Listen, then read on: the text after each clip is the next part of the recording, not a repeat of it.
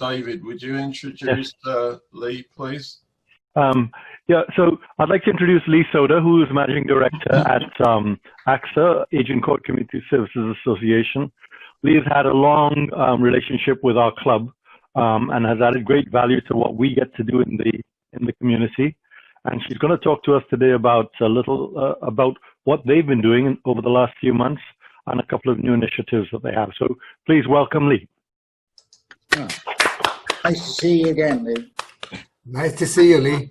Thank you. Hello, everyone. It's my pleasure to be here. I'm always quite happy to come and speak to all of you, and you know, I take pleasure in talking about ACSA and the work that we do. So David and I had the opportunity to spend a few minutes together yesterday, and please, David, if there's anything that you and I chatted about yesterday that is something that I can share with the larger group, please just prompt me. Thank you. In the meantime, I will share with the group that it has been one wild ride over the last 7 months. When COVID took over our lives, really, in March, we actually were in a leadership meeting on March 13th, that Friday before the announcement came through that the schools would remain closed after March break. And we were in a leadership team meeting, and all of our phones started to ping with this news.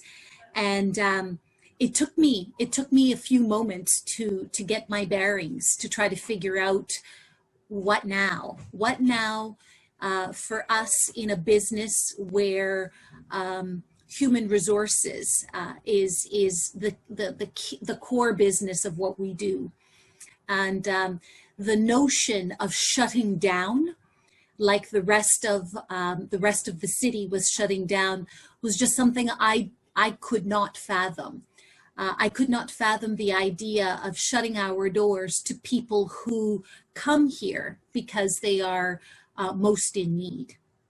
So in that moment, we made the decision to keep our doors open and to establish what essential services. And so there were two areas that we believed, and obviously still do, that were absolutely essential to the community. And that is our homeless programs for those experiencing homelessness in Scarborough, and of course our food bank. And everything else we took virtual, we went online. I'd also like to say that the response, the pivot to go virtual for a lot of our programs has been the right response to a crisis. And, people are giving themselves a lot of kudos and a lot of pats on the back for being able to do this pivoting, to go online. And I too give everyone kudos, including ourselves. But I also want to share, and I express this to the leaders of this agency, that it is a response to a crisis. I don't believe that it is a solution in this business that we are in.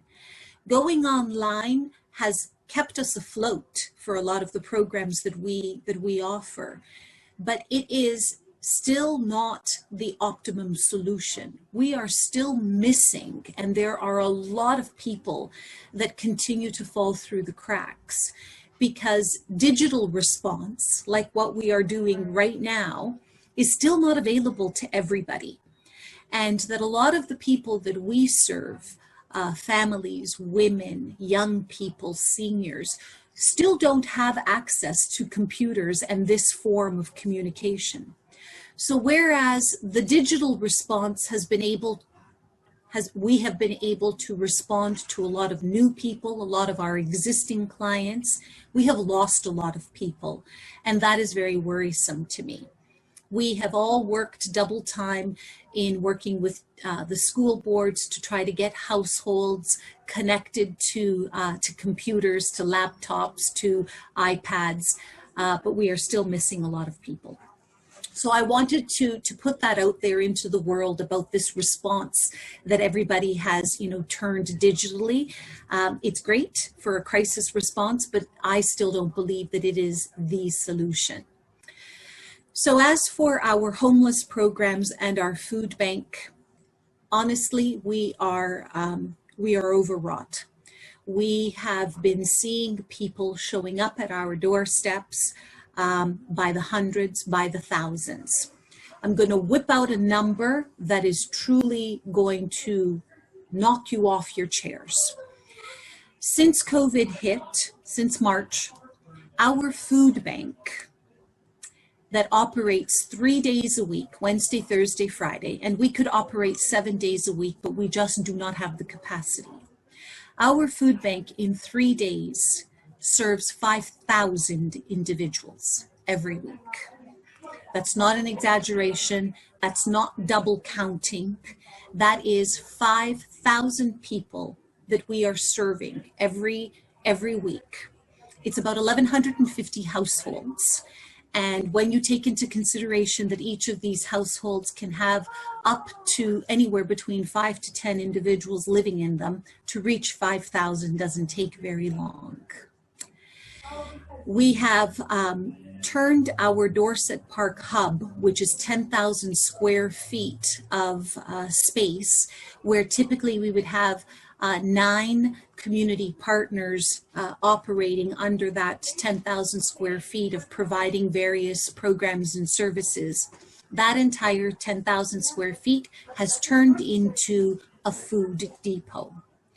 We get between 20 and 30 skids of food delivered on Monday and Tuesday. It is packed into individual size bags, and it is given and it is all out the door by Friday afternoon. The unemployment that we are hearing about and that we know that people are experiencing, and I'm only talking Scarborough because ACSA is a Scarborough-based agency. All of those entry-level jobs that we know put food on the table for our families, individuals here in Scarborough are gone. They are gone.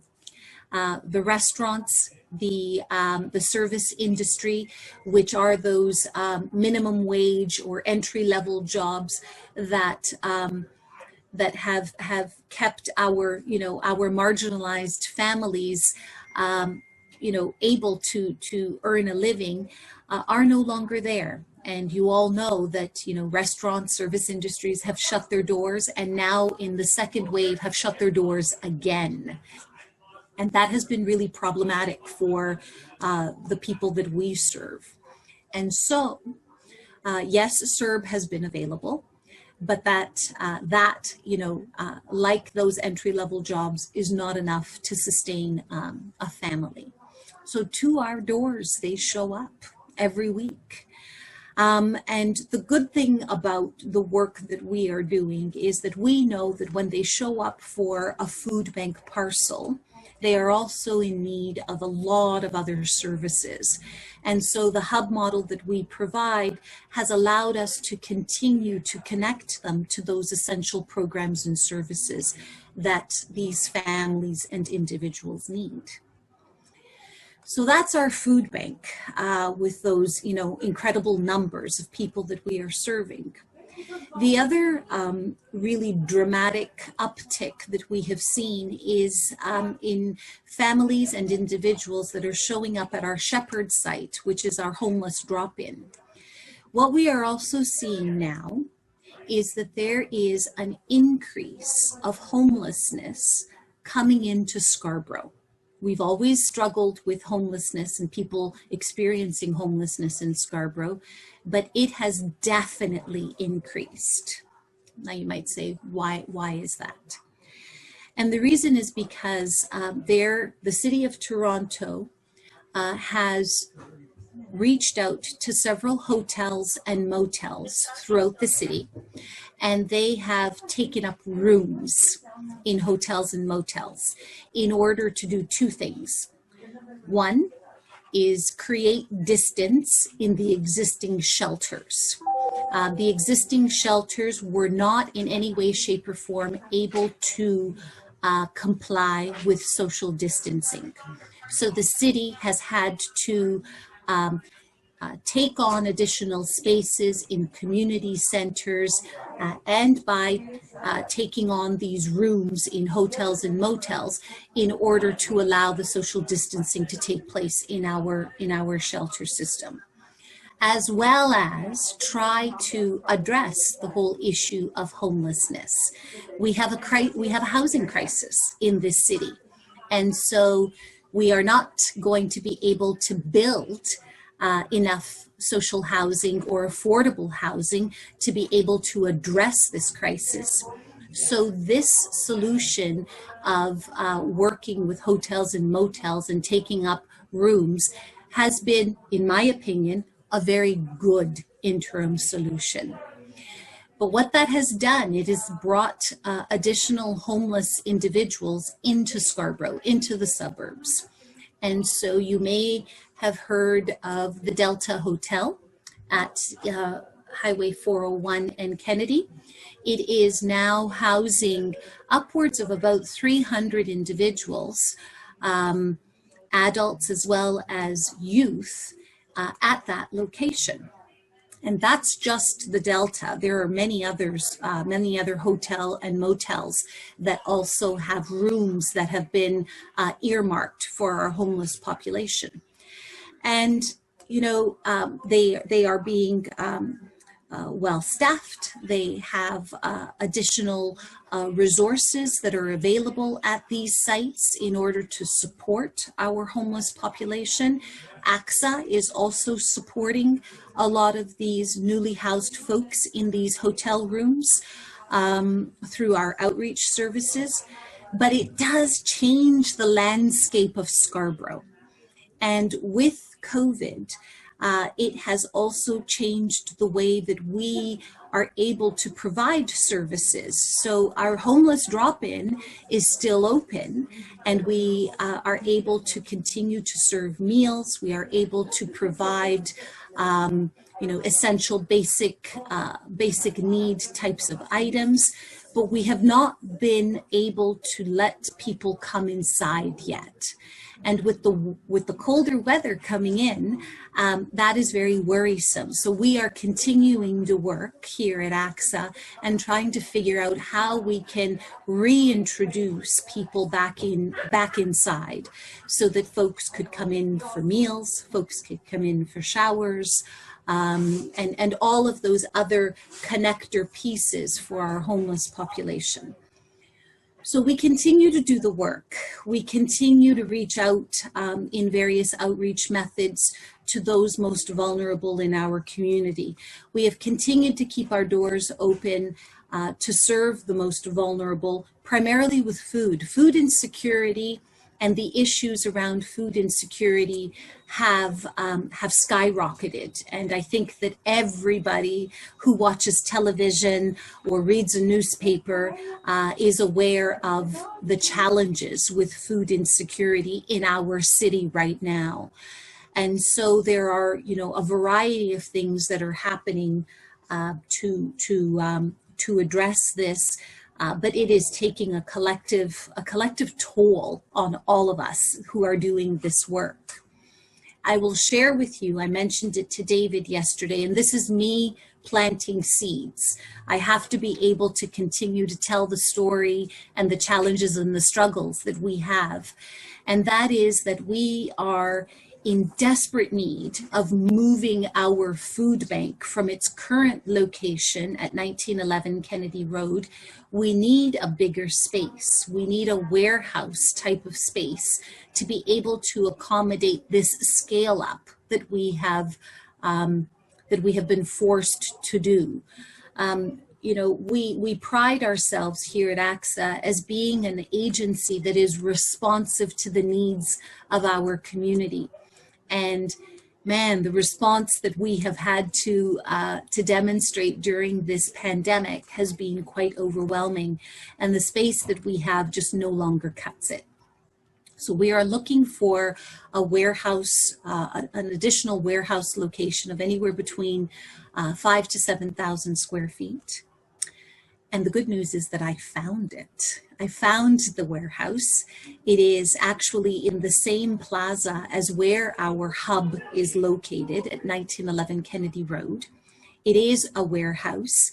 The landlord is willing to work with us to make it AODA compliant. But we need resources. We need operating funds. We need rent to be able to take this on. ACSA cannot venture into an additional, 5,000 to 7,000 square feet and all the costs that come with that on our own. We are looking for a partner in crime to help us with this. I've reached out to Daily Bread downtown. I've reached out to several foundations. I've reached out to some large companies based here in Scarborough.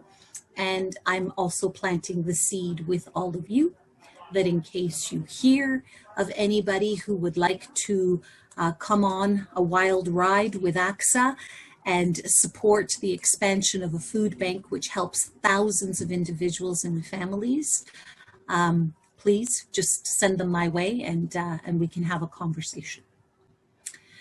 So that is what I've been up to, about 14 or 15 hours a day, every day since March. Does anybody have any questions for me? Yeah, Lee, I do. You mentioned 5,000 households you serve every week. 5,000 individuals. Sorry, individuals. How does that compare to pre-COVID? What would it have been then? So pre-COVID, we were at about half of that. But you have to understand that we were allowing folks to come inside the space, and it was barely manageable. So since March, we've skyrocketed to nearly double that. And now we cannot allow people to come inside. So we are serving people from the door. I don't know if you can picture where the 1911 Kennedy Road Plaza is, but the landlord has allowed us to take over most of the parking lot. And on Wednesday, Thursday, and Friday, when we are open, the lineups in both direction on Kennedy go to Ellesmere, to the south of us, and to Progress Road to the north of us. Okay. It is quite overwhelming. Yeah. Lee, with regard to the facility at Dorset Baptist Church, Yes. that is a relatively new facility. Yes. How does that facility, in terms of the numbers that they're taking, are they alleviating some of the pressure from ACSA? It's my understanding that that was part of the plan. Yeah. How is that working? Yes. So, we are forever grateful to Daily Bread Food Bank, who has worked diligently during this crisis to open up a lot of pop-up food banks in Scarborough, as well as that Dorset Park Food Bank just down the street from us. And, certainly every bit helps. I'll be honest with you, we have not seen a decline in the numbers that we serve because that food bank has opened up. And, quite frankly, I think what happens, actually, I'm pretty sure that this happens, is that people will go to both. And far be it for me or anybody else to judge. I can go to the grocery store anytime I darn well please, as I'm sure everybody on this call can as well. And so there is a system in place that you can only access a food bank once a week. So if you come to the Dorset Park Hub Food Bank, you should not be able to access the food bank down the street. If you are a family of anywhere between 5 and 10 people, the food hamper that I give you, which has approximately 3 days worth of food in it, it isn't going to be enough. And as a head of a household, you are going to seek out other places to access food. So it should make a difference in the number of people that come to access our food bank, but it hasn't really made a major difference. The other thing that I should mention is that whereas we are a daily bread food bank and we receive the same food at our food bank that the food bank down the street also receives on a weekly basis, but we're also members of Second Harvest, and we receive a plethora of fresh fruits and vegetables, eggs, milk, and yogurt, which we also include in our parcels, which makes our parcels of food much more desirable because people cannot live on canned goods alone. And so people are seeking out those fresh fruits and vegetables as well. Anybody else? Basil? Lee, the hotels that the city is using to house people, are those individuals able to get meals from the hotel? Yes. So sorry, I'm having trouble hearing you, Basil.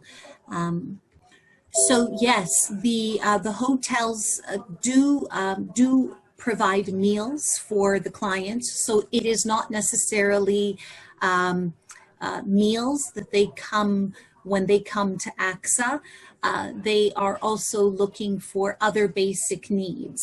So we also are fortunate enough to be able to have resources like clothing for individuals. So as the winter is approaching, people are coming and seeking winter coats and boots. And for those that have been chronically homeless and are in now the hotels, now that they have a roof over their head, they are looking for those additional supports, of which we are able to provide for them. Gordon, could you let me share for a moment, please? Share screen. Yeah, you can share the screen. Thank you.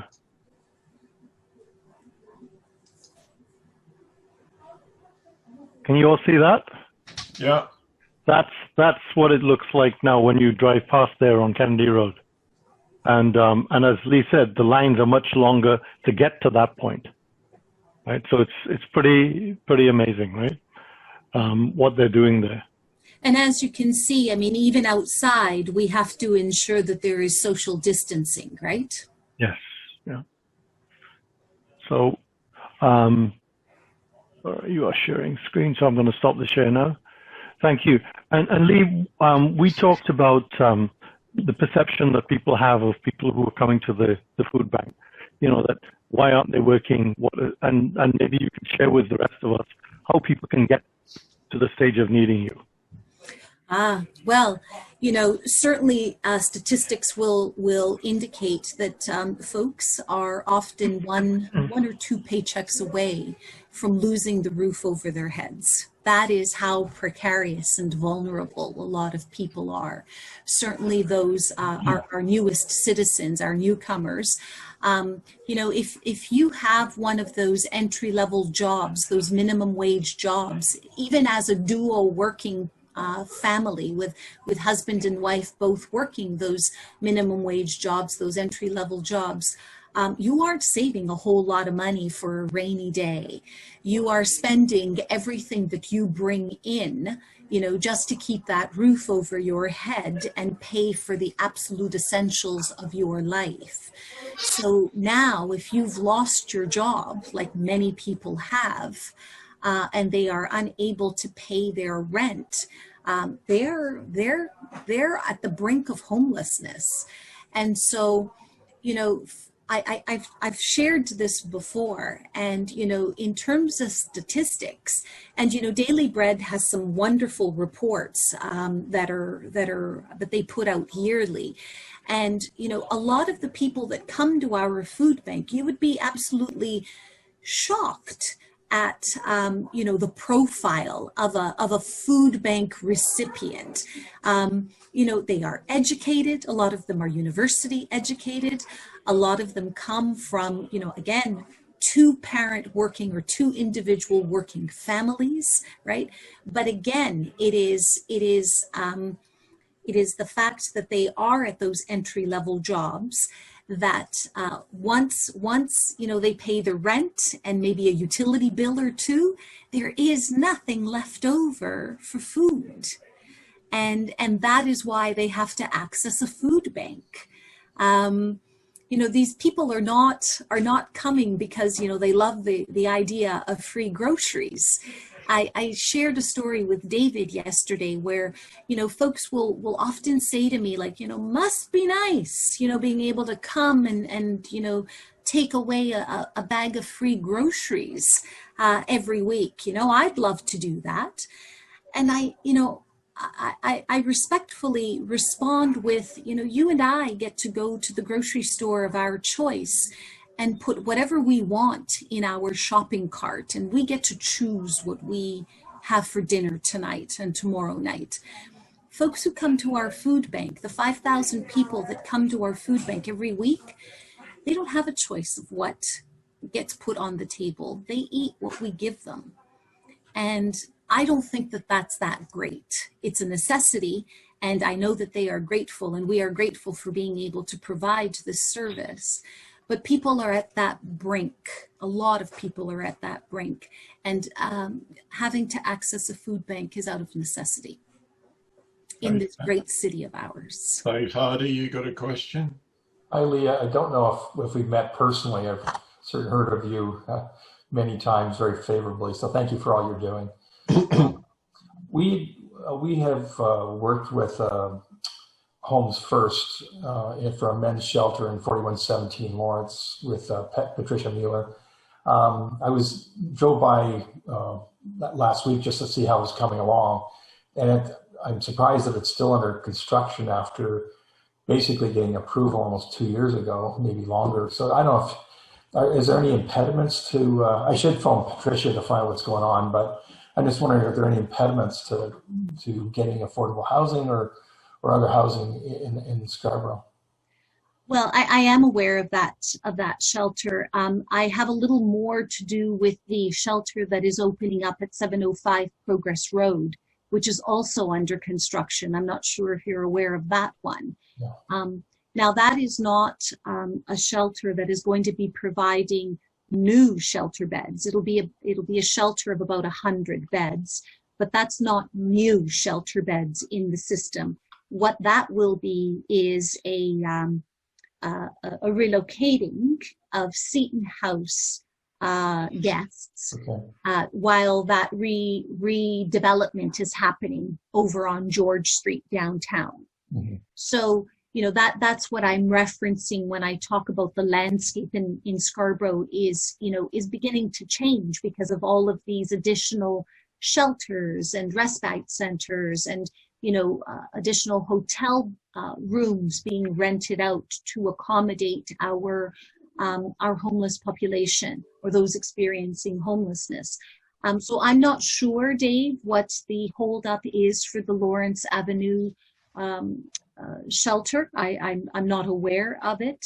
And I'm very familiar with Homes First, and we have a working relationship with them because they're also overseeing the Delta Hotel, homeless folks, right?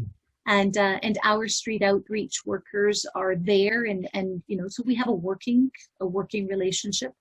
And for me, for ACSA, and I am also a Scarborough resident. I live and work and play in Scarborough as well. So what happens here matters to me. I think that we have to be good neighbors. I think that we have to be open and willing to work with Homes First, for example, and of course the City of Toronto, to ensure that we are working collaboratively and not have a NIMBY type of attitude, with what is happening here. So I always suggest and recommend and strongly encourage that we be good citizens and good neighbors here in Scarborough and talk about what it is that we need out here in Scarborough to create an environment where everyone is successful in being housed. We should not have the privilege of saying who can and cannot be our neighbor. Everyone deserves a roof over their head. Everyone deserves to be housed and successful. And it is, our job as good citizens to make sure that we are part of that success. Yeah. Okay. Thank you. Yeah. Okay, thank you, Lee. I don't have any more questions. Yeah. So, Arthur, would you like to formally thank Lee, please? Gordon, can I just put in one more question before we go? Yeah. Lee, you mentioned the demand side, 100% increase. You mentioned your connections with Second Harvest and Daily Bread Food Bank. On the supply side, how are things looking in terms of what's coming in, meeting the demand side? Yeah. So as I've spoken to Neil Hetherington and the folks over down at Daily Bread, our problem has never been about demand or supply. Sorry. The supplies that we receive from Daily Bread, and when we ask for more, we have always received more. So we are able to provide, bountiful packages for our families. But food banks, it's supposed to be a supplement, and it's about 3 days worth of food that we give out to our clients. We also have the benefit of having faith houses and schools and private citizens donate to our food bank. So it's an open door for us, where we are constantly receiving donations that go towards our food bank. So not only are we receiving from Daily Bread Food Bank, and of course Second Harvest for the fresh fruits and vegetables, we also have a completely open door policy where people from the community continually offer food to us as well, which we make available through the food bank. Anybody else? Michael, you're on mute.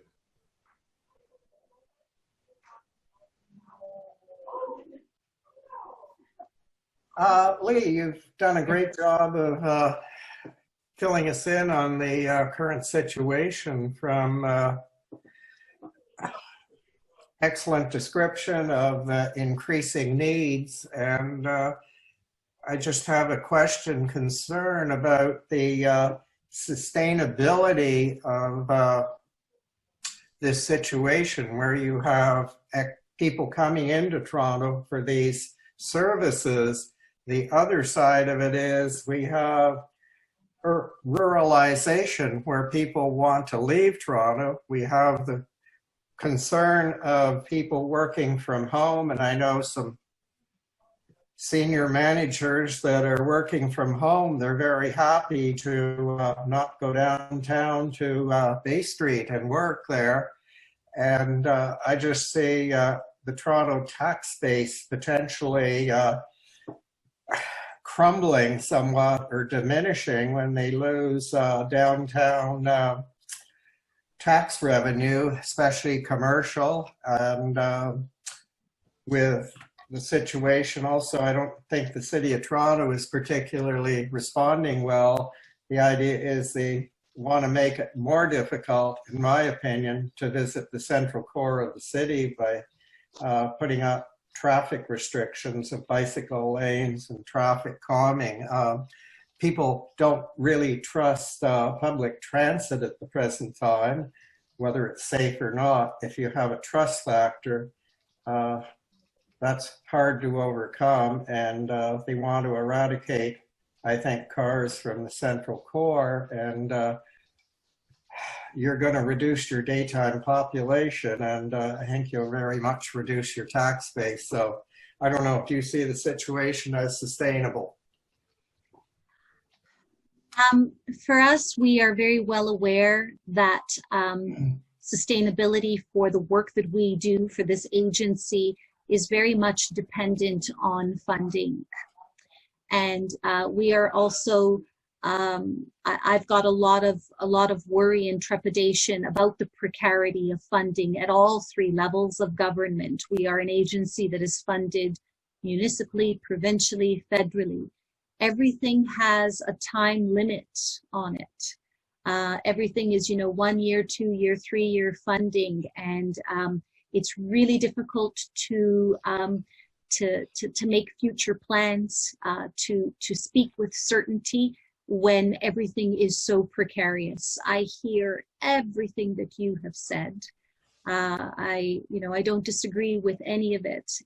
But in this moment in time, with being in the sector of the not-for-profit and having to rely heavily on government funding, the worries are real. And we continue to work and be good stewards of the funds that we receive and demonstrate to our funders, the city, the province, and the feds, that we are being good stewards and that the monies that they are entrusting us with are going far and long, and that we are achieving the outcomes and more of what we say that we are going to do. And that is as far as I can sort of think right now. I mentioned to you about the need to expand, for example, the food bank, because the scaling up that we have done in this crisis, I think is going to be needed to stay at this level for certainly the next year to come, if not longer. And we need additional supports. And I can't turn to the government for it. So I have to turn to the generosity of the community, private donors, folks like yourselves, to be able to do to continue to do the work that we are doing. So I hear you, but in terms of addressing those specific concerns, we continue to just talk about it and make everybody aware that these are real concerns. Thank you, Lee. Barry, would you thank Lee formally, please? Yes, looks like Arthur has gone missing in action. Yeah, he was supposed to do it. But on behalf of the club, Lee, I would like to thank you for your presentation today. And it's always very interesting when you speak to us, and particularly letting us have a view from the people that use the food bank, why they do, etc., so that we're not left with these impressions a lot of people have, that it's unnecessary or it's people are just taking advantage. So it's really important for us to know that, and it's also important for us to know all of your needs, and I'm glad that you continue to update us on those needs. And I really feel for you having to work through this pandemic, and all the attention, like you say, is on people pivoting so that they can run their businesses or whatever and make billions of dollars, but we have to think about what you're doing and the extra pressure that you're under. So we very much appreciate all you do, and to take the time out to bring us up to date. Thank you very much. Thank you. Thank you. Thank you for having me. I appreciate it.